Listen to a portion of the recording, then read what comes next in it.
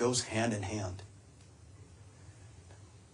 Our nation's extraordinary technology industry is part of our national security. The fact that we have our technology all over the world, that the world relies on to build their industries, their ecosystem, their economies, is an advantage for the United States. It's a strength of the United States. It helps keep the United States safe when everybody works with us. Let me build on that. Yeah. You know, I think national security, there are two dimensions of national security. And I differentiate small case and large case. Small case, national security, small n, small s. I think that's, you know, aircraft carriers and bombers and divisions and training programs. Capital national security, NS, is the dynamism of your economy, the productivity of your industry, the creativity of your ideas industry, the sense of fairness in your judicial system.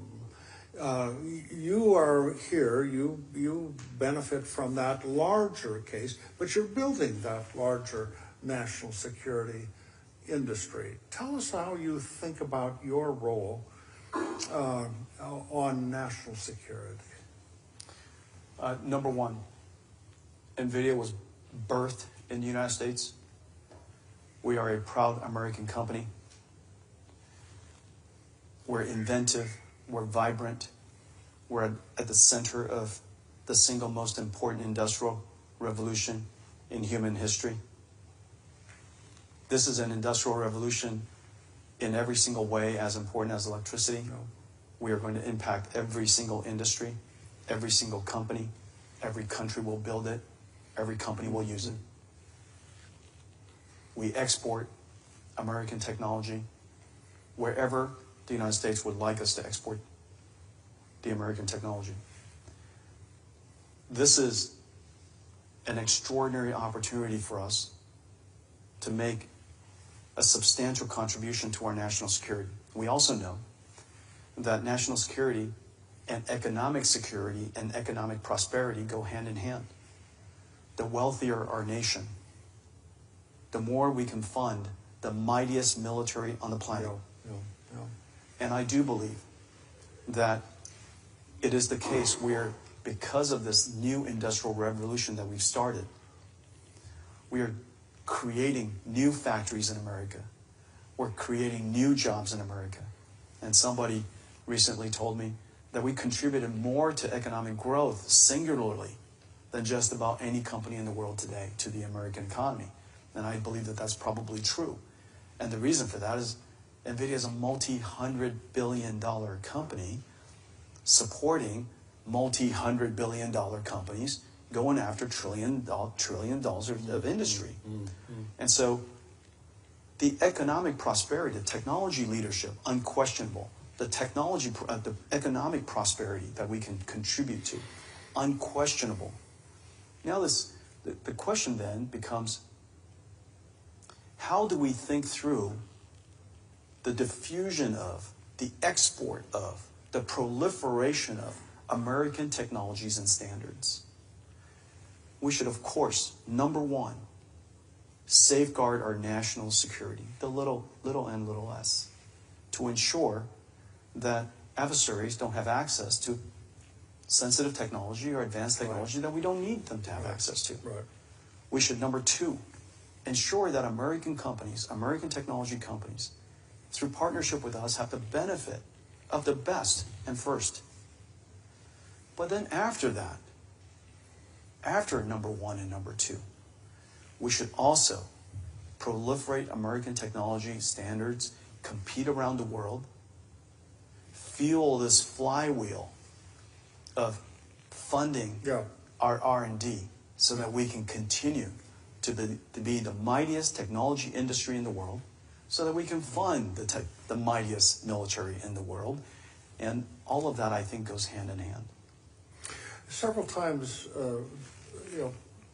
Chairman Huang, you've talked about energy as being a pacing problem here. when we invented LED lighting, we just lost the demand signal, and half of our electricity grid is merchant supplier, and so they don't buy ahead of need. And so we're now really way behind.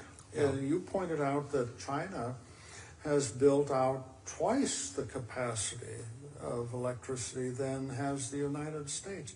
How big a constraint do you see that as being for our build out for this revolution that you're trying to create? Deeply serious. I think at this point, we have to use every form of energy we can. I believe we can't rely on the power grid. We got to build behind the meter. We obviously need power generation systems. There's no question we should try to encourage and try to accelerate nuclear. We need to have energy growth very, very shortly. In the meantime,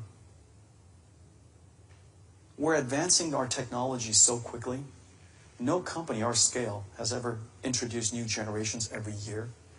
And when I say we just ship a new chip every year, people, because there's so many gamers in the world and they've known me for so long, and when they think about what NVIDIA builds, they think it's a module that looks like a gaming graphics card, our GeForce graphics card, and they plug it into their PC.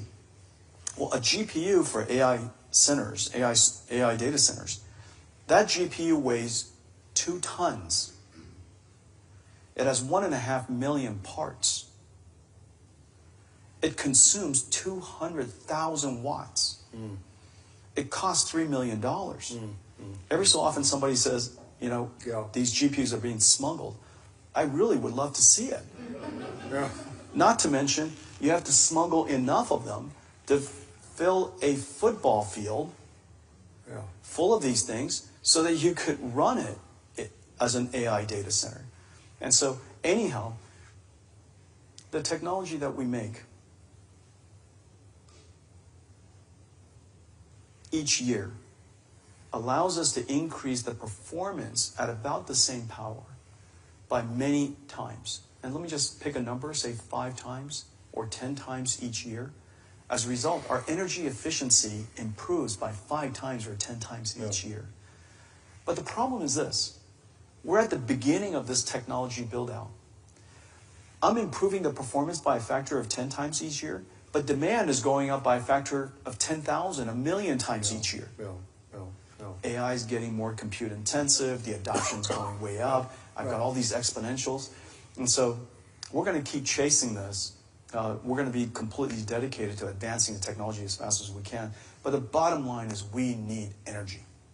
Yeah, and I forgive me for interjecting myself. I do think we have to overcome the NIMBY constraints. We're going to have to find some structure of federal preemption so that we can overcome the barriers.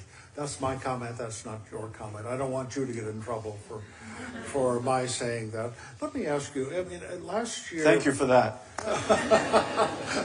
Last year, the world installed 2 million robots. Half of them were in China, which is really astounding when you think about it. Tell me how robots fit in with AI. Let me just give you one example of why